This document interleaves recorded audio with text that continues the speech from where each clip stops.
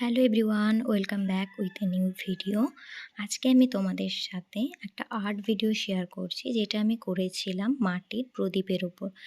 তো সাডেনলি আমি এটা অনেক দিনের শ্যুট করা ভিডিও, তো ভাবলাম তোমাদের সাথেও শেয়ার করি। এই কাজটা আমি কালী পুজোর সময় করেছিলাম, তো তোমরা দেখে রাখো যাতে নেক্সট কালী পুজোতে তোমরাও এরকমভাবে সুন্দর সুন্দর কাজ করে নিজেদের ঘরকে সাজাতে পারবে। তো দেখো আমি কিভাবে করছি সেটা দেখতে হলে ভিডিওটা শেষ পর্যন্ত দেখতে হবে। তো চলো শুরু করা যাক। এখানে আমি এশিয়ান পেইন্টসের রেড কালার দিয়ে প্রথমে প্রত্যেকটা প্রদীপকে ভালোভাবে কালার কোটেড করে নিচ্ছি, বলতে পারো বেস কালার করে নিচ্ছি।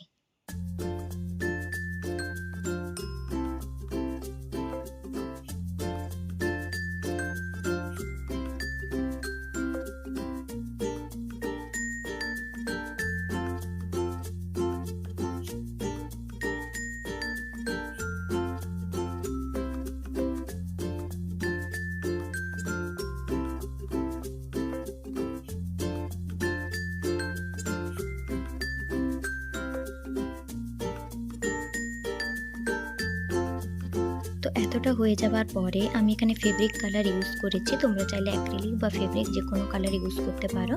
আর এখানে একটা সরু তুলির মাধ্যমে প্রদীপের যে বর্ডারগুলো আছে ওটাকে কভার করেছি। এবার নিজের মন মতো ভেতরটাতে আলপনা করে নিয়েছি। তোমরা চাইলে যে রকমভাবে ডিজাইন তোমরা করতে পারো, বা আমি যে ডিজাইনটা করেছি ওটাও করতে পারো, বলতে পারো একরকম কালারটাকে ডেকোরেশন করে দিচ্ছি।